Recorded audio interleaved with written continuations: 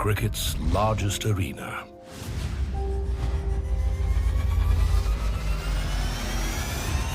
Built in 38 months by 3,600 workers, using 8,000 precast elements, with experts and materials from Australia, America and Japan. A stadium with state-of-the-art LED lighting from Spain and a whopping 132,000 seats. Welcome to the Narendra Modi Stadium. This is a monster and a half. It just is magnificent. It's very, very impressive. A new sporting venue on a historic ground. Yeah, the first impression of mine about the stadium was spectacular. Get a ringside view with History TV 18 as the stadium readies for its first international cricket series. The people were cheering for India from the gate. It was an amazing experience.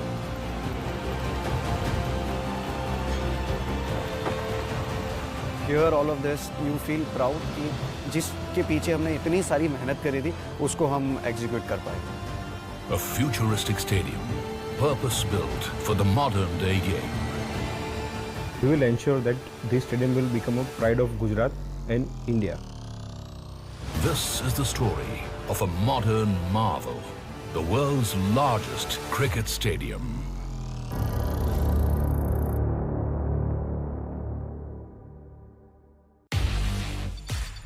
It's a big day at the Narendra Modi Stadium. After a year of lockdowns, cricket is back. India play England at this new sporting venue. The teams are bowled over by this mammoth, state-of-the-art arena. It's impressive from the time you enter the stadium. The size of the whole facility is huge, and it's something that we haven't seen in India in the past. It is something that we have never experienced in India before. It's the largest stadium in the world, so obviously something like that to have in India, it's a huge asset for us. This is a monster and a half. When you get into the ground, there's an eerie feeling. You know, it can scare any individual. It can scare any guy who's playing his first test match, you know, because it is overwhelming. It is that massive. This is going to be one of the iconic stadiums in the game.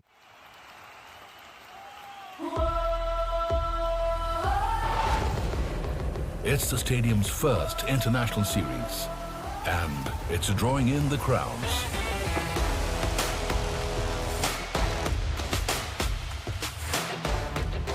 Worldwide, television audiences will get their fill of it too, as cricket-crazy India hosts the inventors of the game. Medium right arm comes in, bowls the Barnes outside the off stump. The game of cricket originated on the greens of England and travelled to different parts of the world with the expanding British Empire. It took root in many of the British colonies. Today, cricket is played in over 100 countries, though only 12 qualify as Test cricket playing nations. For India, the game changed in 1983. We won the World Cup in 1983. I think that was the turning point, I would say. And then, of course, I think India started to win a lot more overseas. After that, T20, winning the T20 World Cup, that was a very big thing. In 2011, India won the ODI World Cup a second time. By now, the Indian Premier League was centre stage. When the IPL came about, a lot of the restrictions that were there earlier on were not there. That made a difference. Players were being paid in hundreds and thousands of dollars.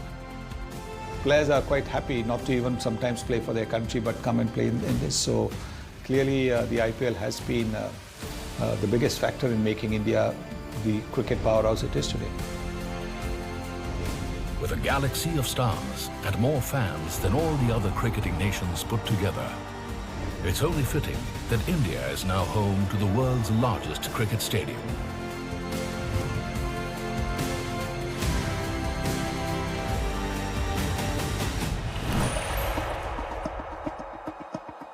It is 30% larger than the iconic Melbourne Cricket Ground, twice the size of Eden Gardens at Kolkata, and over 4 times larger than the historic Lord's in London.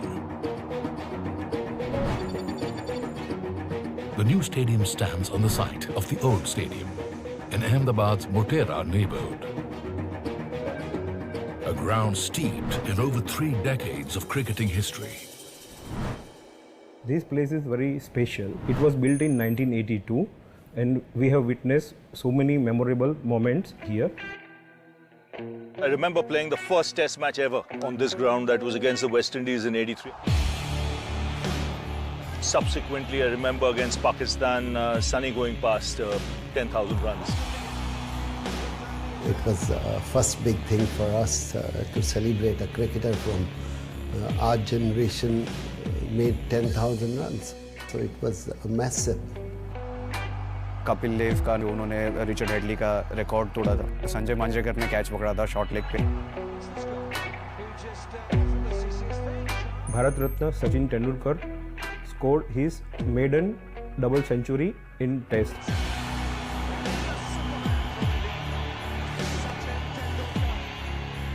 I played a lot of cricket at Motera, and my first international 100 came in Motera against Sri Lanka. Then I remember playing a World Cup quarter-final against Australia, which was probably the toughest game which we played in 2011. By 2014, age has begun to tell on the stadium. So its owners, the Gujarat Cricket Association, decide that the historic ground needs an overhaul. So in 2014, I was a joint secretary of the Gujarat Cricket Association. We all office bearers sat together and we decided to renovate the stadium. So then we went to then the Chief Minister and President of GCA, Shri Narendra Modi ji, and then the Vice President of GCA, Shri Amit Shah ji, that we want to renovate the stadium. So the moment we told them about renovating the stadium, Narendra Modi ji immediately asked that why you are thinking about renovating the stadium. You have to think about the building a new stadium. And so, the idea of a simple renovation transforms into an audacious plan to build a cricket stadium that would be the largest in the world. A lasting tribute to India's love for the game. The Melbourne Cricket Ground has a maximum seating capacity of 100,024. The new stadium in Motera would have to be bigger. The old makes way for the new. Demolition work begins. The team at the GCA must find the right people to bring the vision to life.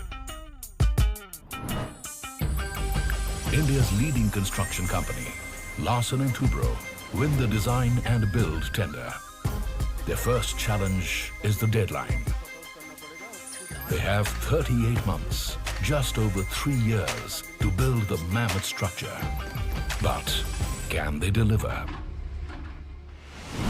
They have the track record. L&T has built some of the country's most iconic landmarks. The world's tallest statue, Asia's highest viaduct, and even a building disguised as a flower. But a project of this scale and speed would need global collaboration. It would take design architects from Australia, roofing experts from the United States, specialized canopy fabric from Japan, cables from Italy, and revolutionary stadium lighting from Spain to create a world-class cricketing destination. L&T brings in Populous, the acclaimed Australian design firm that specializes in landmark sporting venues. The company's big builds include the Tottenham Hotspur Stadium, regarded by some as the best in the world, the Melbourne Cricket Ground modernization, and the dramatic new Warner Stand at Lord's. Andrew James at Populous is in charge of the new stadium's design. He has a clear brief from GCA. The stadium needs to have top-of-the-line facilities, catering to the modern avatar of the game. 4 dressing rooms, purpose-built media and broadcast enclosures, 76 corporate boxes, an air-conditioned indoor net practice area. All this at a fraction of the cost of most world-class sporting venues. But they have 3 months to deliver the design. Populous faced their first challenge right away. The old venue seated an audience of only 49,000. The new stadium must seat a staggering 132,000 spectators. The site was actually fairly awkward. We're working with an existing site, the existing cricket ground. It just fits boundary to boundary in some places.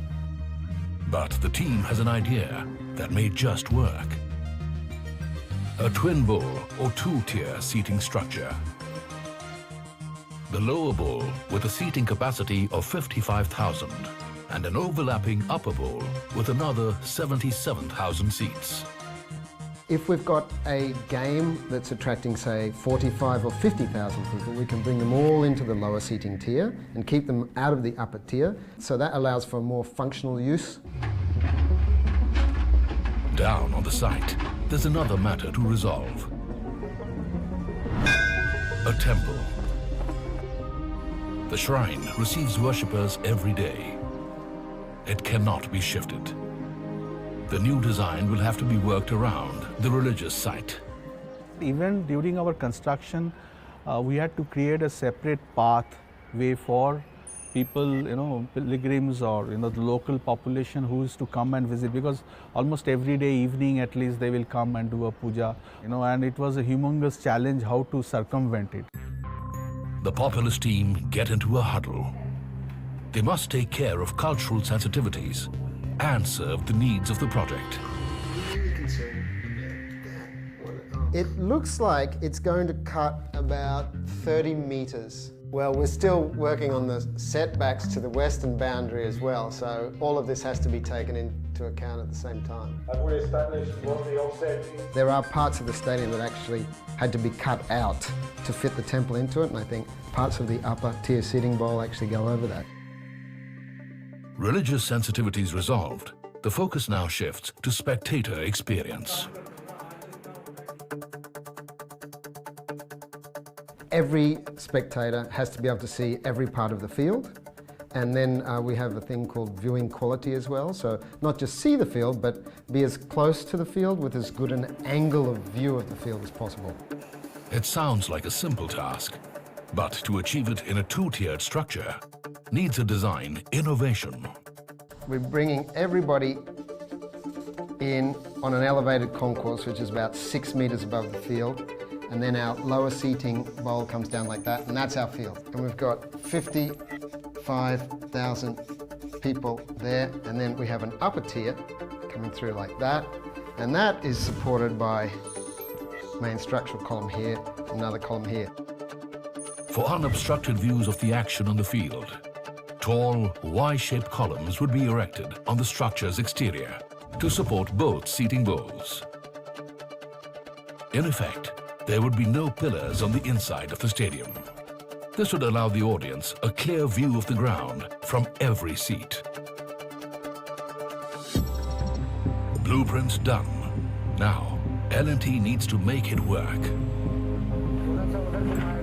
With only 35 months left, the construction team decides to use precast technology.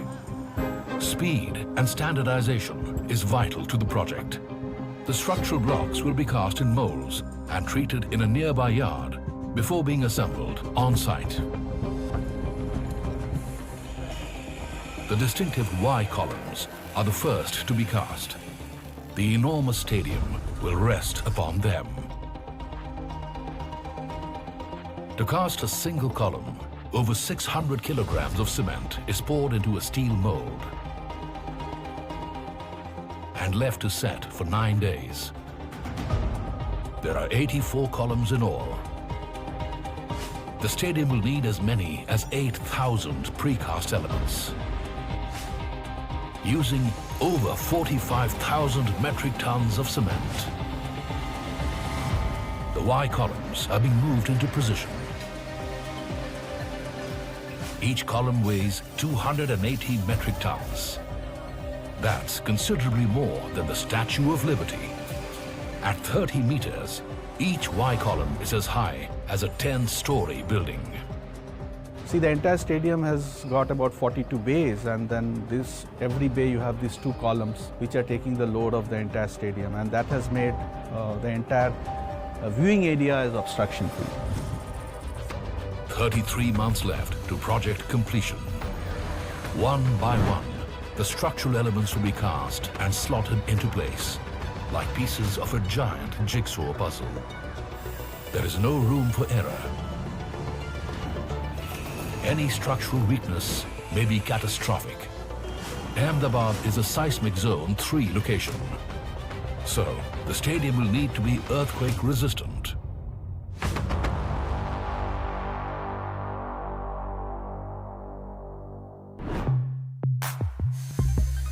The world's largest cricket stadium has been under construction for over a year.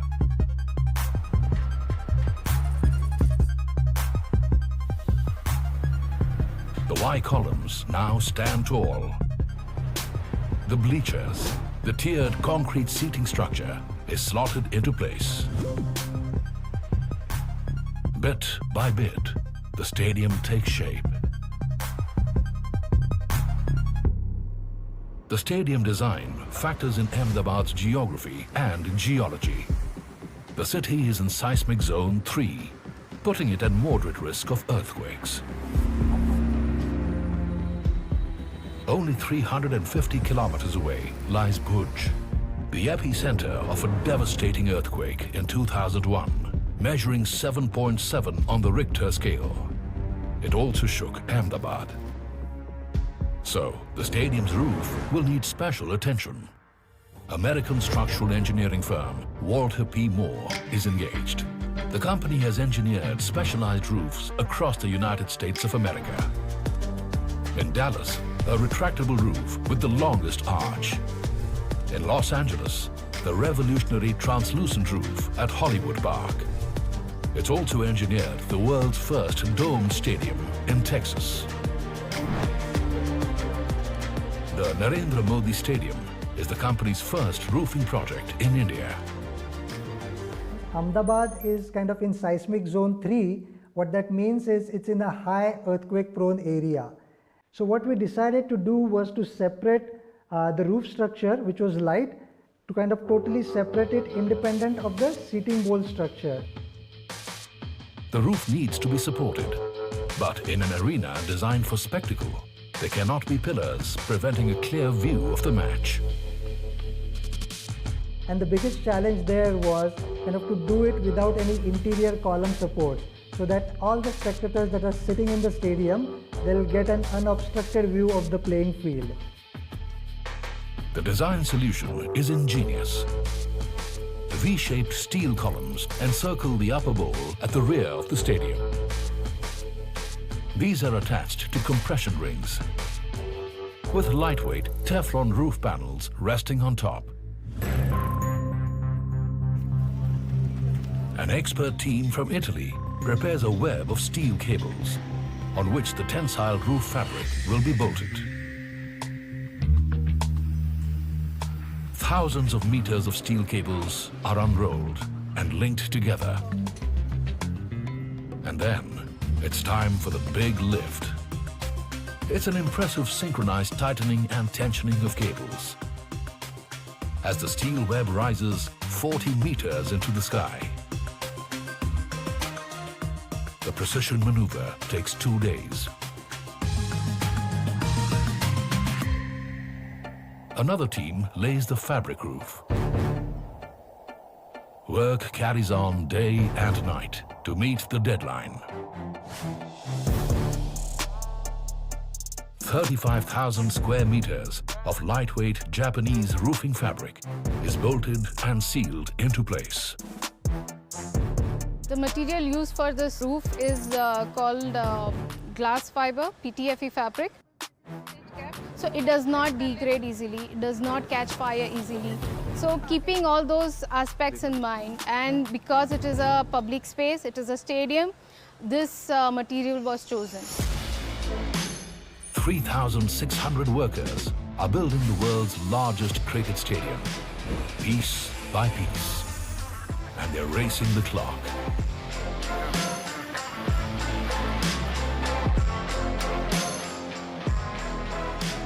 Just 5 months to go. Time to work on the pitch. The 22-yard strip with stumps on either end, the center of the action. This is the only sport where surface changes. You want a good game of cricket, you want to have a good pitch. And by good pitch, I mean a pitch that encourages all aspects of the game. A bad pitch can jeopardize a match. Take the India-Sri Lanka one-day international in 2009. Players walked out because the pitch was unpredictable. Or a test match in 1998 between England and the West Indies that was called off because of poor pitch conditions.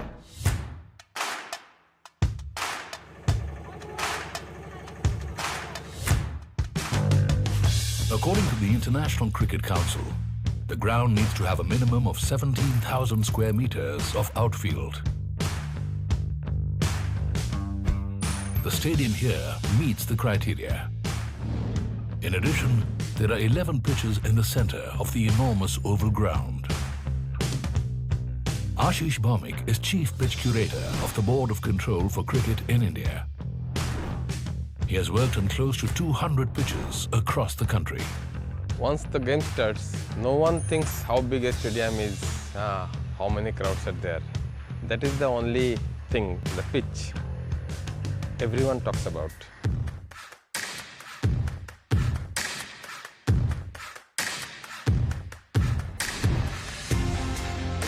Pitches deteriorate and need time to be restored.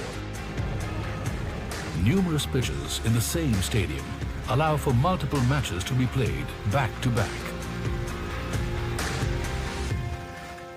Narendra Modi Stadium has 11 pitches, one more than the legendary Eden Gardens. These pitches have 2 different variants of soil. 5 made from the local black clayey soil, and 6 pitches with red silty soil, sourced all the way from Mumbai. When we are playing limited over matches, shorter format of the matches, we go with the black one, and for a longer version of the game, we play on the red one. Pitch number 4, 5, 6, 7 and 8 for BCCI matches, international matches and IPL matches.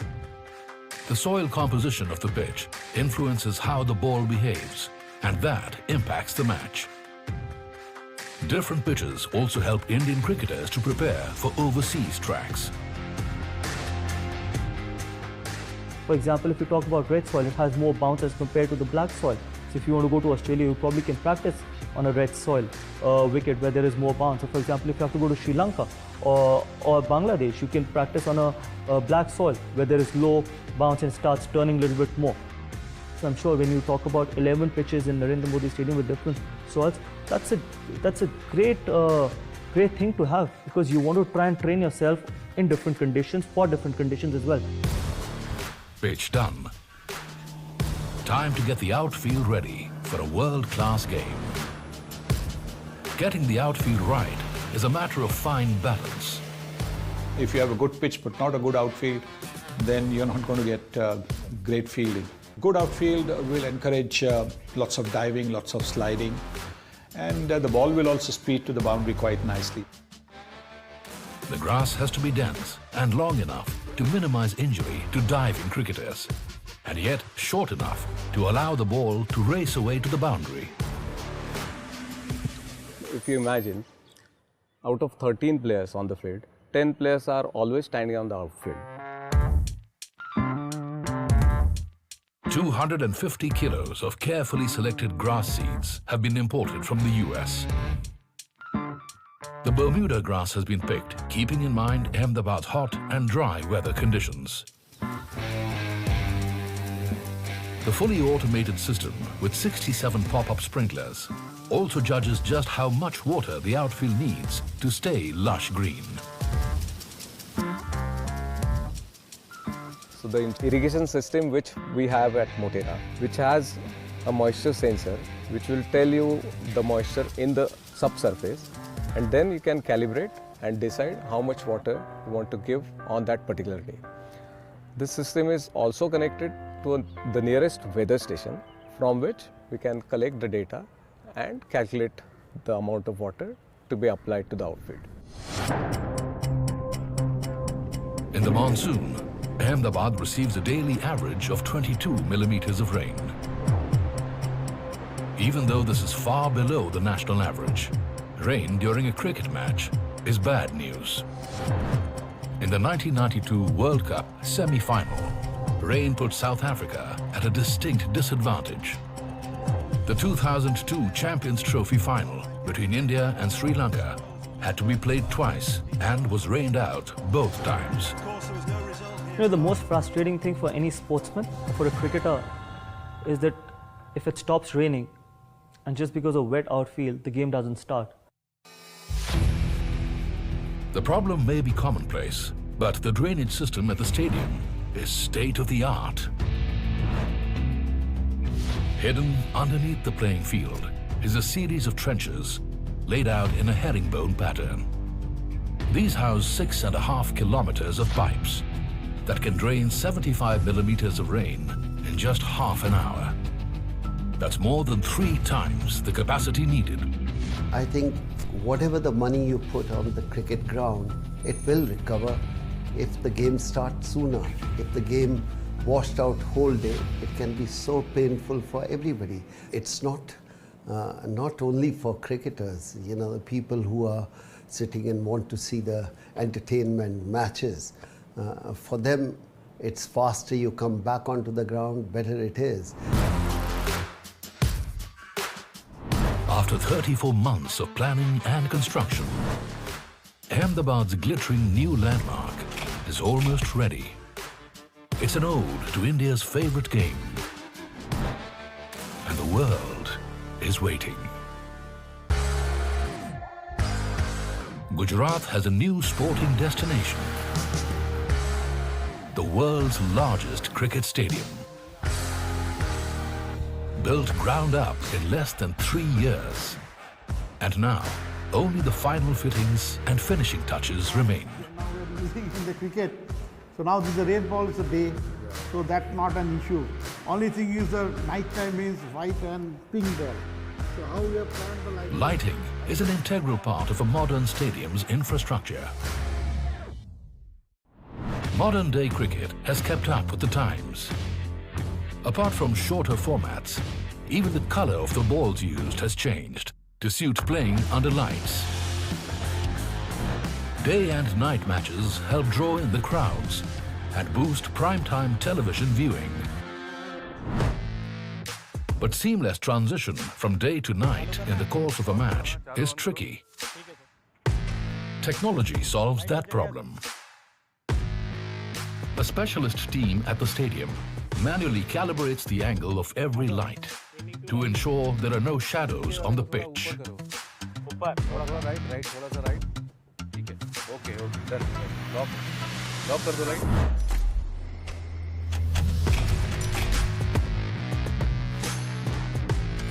The 580 high-tech LED lights imported from Spain, each a whopping 1500 watts, ensures the pitch is evenly lit. So as far as floodlight is concerned, it's a unique floodlight, you know, it's a LED floodlight. So apart from the stadium, you will find pole floodlight. So it will cut the shadow. And as far as capacity of floodlight is concerned, its capacity is 3000 lux at the center. And as per ICC norms, you need 2000 lux at the center. So we have 1000 lux extra.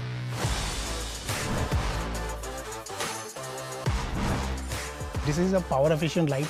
If you will compare the conventional light, which comes in 2 kilowatt, this is 1.5 kilowatt, probably 20 to 30% it is the energy efficient. A specialized sports lighting system enhances the quality of the game and the audience experience. Lights are very important, not only from the stadium or from the spectators or for the viewers' point of view, but imagine from the player's point of view whose life is particularly dependent on that particular delivery. Older stadiums like Eden Gardens use high-intensity metal halide lamps on raised towers. But the stadium here eliminates the older pole lighting system by installing cool LED lights on a ring around the field for glare-free uniform illumination. The LED lights make it that much easier than the earlier lights because you can see the ball very clearly, and even as a spectator you get to see the ball even if it's an inside edge. You're able to spot the ball immediately because of the lighting. The atmosphere under lights in the evening is something which is very, very impactful, something that players are going to remember for a long, long time.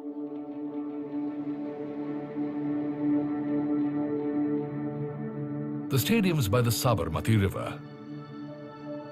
Its facade, with its distinctive copper waves, depicting the flowing waters of a river that defines Ahmedabad city.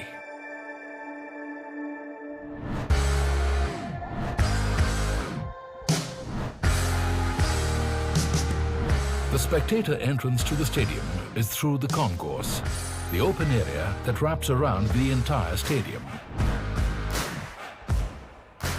It's the large concourse, which is in places 50 or 60 metres wide, and it runs all the way around the stadium, which allows all spectators to be able to walk all of the way around the stadium, and at the same time also able to see into the stadium while they're walking around. The broad concourse leads inside the arena to the seating area. As you climb to the podium, you have the entire vista of the stadium in front of you. This wide walkway reduces the risk of overcrowding as spectators enter and exit the world's largest cricket stadium. Exiting from the ground is intrinsically tied to safety of the sports ground. Everyone has to be able to exit the seating bowl within 8 minutes to a point of safety. The numerous exits make effective crowd management possible. We have 85 exits just from the upper seating bowl. We call them vomitories. So 85 vomitories from the upper seating bowl, and the top ones you come down almost like a spiral stair around the column. All of that has to be calculated to work for the number of people that are going to use it. 2 months to completion. Time for the final pieces to fall into place. The last few of the 132,000 seats are bolted into place. The colourful seats add visual drama to the concrete structure. Often there's a lot of focus on the VIPs and how luxurious those types of facilities are. But for us as designers, it really is more about the crowd that sits out there and watches the game. The interiors are being spruced up. The stadium's Hall of Fame takes final shape. These walls bring alive the legacy of cricket in India, honoring the greats who defined the game and the players who have inspired a new generation of stars.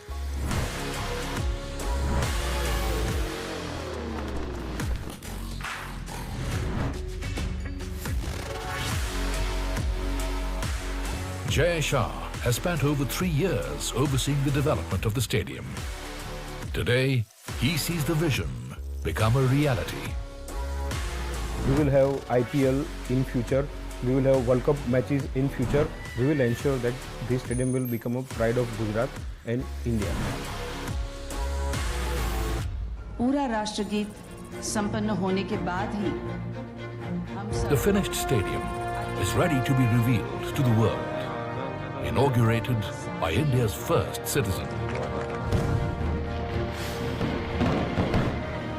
दुनिया का सबसे बड़ा sports stadium है जिसका नाम आज हमने हमारे देश के प्रधानमंत्री नरेंद्र मोदी जी के नाम से रखा। The stadium is now ready for play.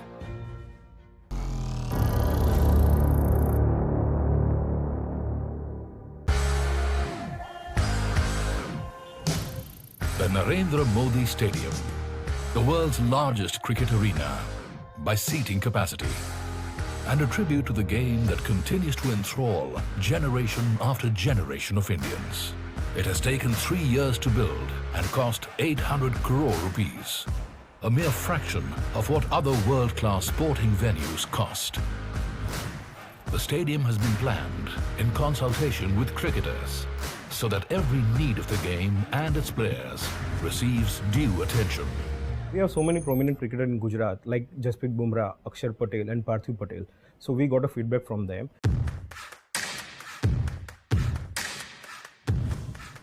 Hear all of this, you feel proud कि जिसके पीछे हमने इतनी सारी मेहनत करी थी उसको हम execute कर पाए. Former cricketer and India's wicket-keeper batsman Parthiv Patel has been a consultant on the stadium project. His insights and suggestions have been invaluable. As cricketing point of view, सब कुछ चीज़ें जो हो सकती है वो सारी कवर करने की कोशिश करी. पहले थोड़ा यहाँ पे viewing area जो है वो था नहीं, तो वो 4th फ्लोर पे था. So it was our advice कि आप 4th फ्लोर से नीचे आओगे तो बहुत टाइम चला जाएगा. सो राइटली बिकॉज जो बना रहे थे उनको वो आइडिया नहीं था कि 1.5 मिनट में आपको विकेट तक पहुंचना होता है. तो वो चीज़ हमने चेंज कराई थी. Various aspects of the game and its modern formats were factored into the layout and design of the stadium. So we have 4 dressing rooms. Each dressing room is connected by the gym, strategy room and meeting room. So we are able to do 2 matches per day.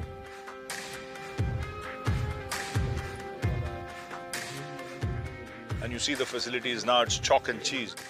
You know, the dressing rooms, the dining area, the toilets, you know, the recovery rooms is fabulous. You know, and I think the players deserve it.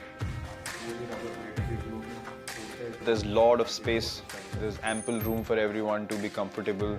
The gyms are huge. Everything has been taken care of. The facility is really nicely laid out. We haven't quite experienced something of this magnitude in the past in India. It's been years of planning and work to create this grand new field of play. जिस तरह से अब कुछ चीज़ें बनी हैं, जिस तरह से हिस्ट्री और हिस्ट्री के साथ दुनिया का सबसे बड़ा स्टेडियम, तो ये देख के बहुत प्राउड फील होता है. और थोड़ा सा ऐसा हल्का सा मलाल भी रहता है कि अभी 5-6 महीने पहले रिटायर हुआ हूँ, तो यहाँ पे कोई मैच नहीं खेल पाऊँगा ऐसे इंटरनेशनल या स्टेट वाला.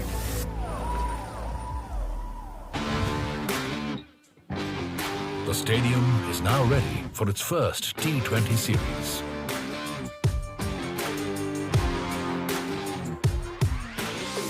Team India arrive to take on England on cricket's new turf.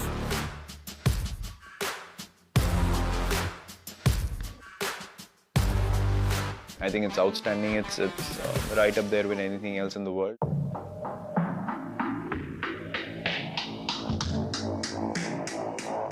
My first impression was absolutely brilliant, and I'm sure all of us playing there, being there, enjoyed the most.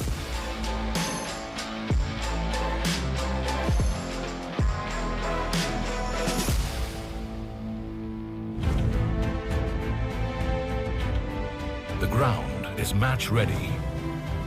The grass is freshly mowed. The curators inspect the pitch. The security team do a final sweep. In less than 24 hours, all eyes will be on the first ever T20 series to be played here. In the world's largest cricket stadium and India's modern marvel.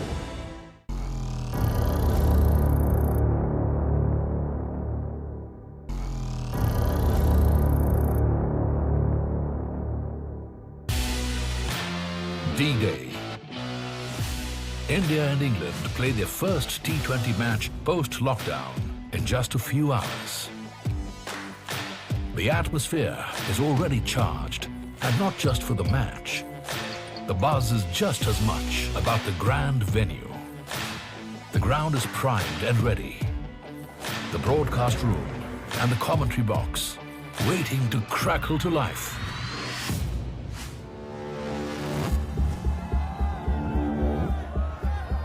Cricket is making a comeback as a spectator sport. with cheering fans lining up. And that's great news for the game, as is the world's newest and largest cricket stadium.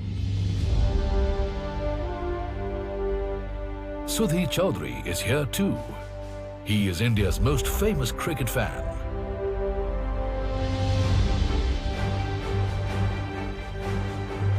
It will take him 8 hours to transform into his popular avatar. It's the fans, it's the spectators that make Indian cricket what Indian cricket is all about. So when you're building a stadium, the first thing that should come in your mind is probably the kind of facilities you could create for those spectators, because there could be a lot of people who would come and watch the game for the first time in their life. And when they go back home, they should remember that memory for the rest of their life and say that I went to Narendra Modi Stadium and I had the best experience of my life. I want to go back again.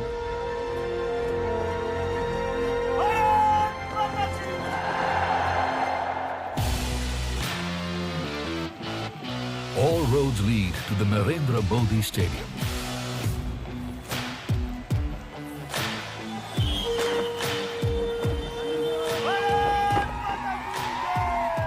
And Sukumar all the way from Bangalore. Bharat Mata ki Jai! From this T20 series point of view, we have people coming to watch, and when things finally become normal, we'll probably have a full house at some stage. So to see over 1.3 lakh people in the ground at once would be something amazing to experience.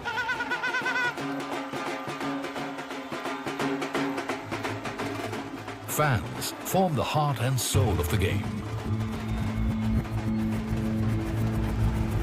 But with the country only gradually emerging from a year of lockdowns and COVID-19 restrictions still in place, the stadium cannot be packed to capacity.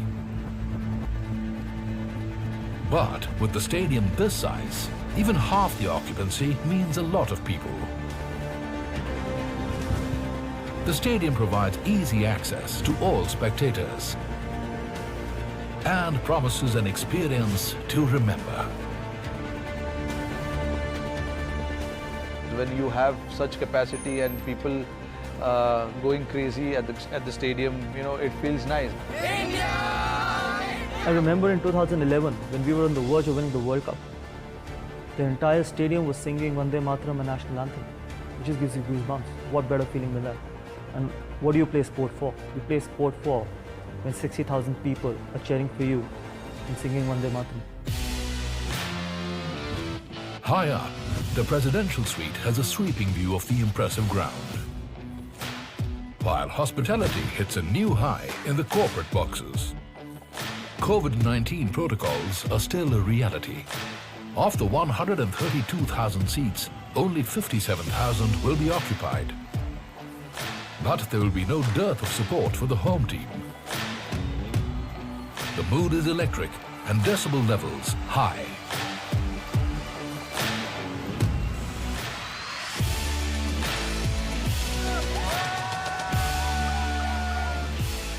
It's a place where we'll see a lot more camps happening in the future. This kind of facility, children growing up should feel very, very lucky to be able to access and make the most of it. It would be massive to get 5 wickets or get a wicket or to score 100. And 130,000 people, Indian supporters, you know, screaming your name, clapping for your 100. That'll be some experience to cherish and savor, I'm sure. I would have loved to play, you know, in front of a crowd like this. The game is like religion here, and more the seats you have, the more the bums you'll get filling those seats. And the noise they make, awesome. Sometimes it's the atmosphere is more important. And I feel, more than 100,000 people. I wish I can play.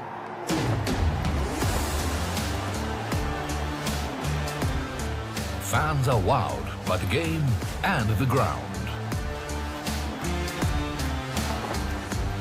When we just entered the stadium from the gate, it was all the hype and the vibe was crazy. The people were cheering for India from the gate itself back to the stadium when they came. It was continuous cheering for India, India. It was amazing experience. The Narendra Modi Stadium has taken its place among the great sporting venues of the world. We will ensure that this stadium will become a pride of Gujarat and India. So hardcore cricket fan wants to visit the Lord's Stadium, MCG Stadium. So now onwards they will add Narendra Modi Stadium on their list. This is more than a stadium. It's hallowed ground with decades of cricket history upon which has risen a modern marvel of design and engineering. Cricket's new landmark, destined for greatness. A symbol of the nation's passion for the game and an icon of rising India.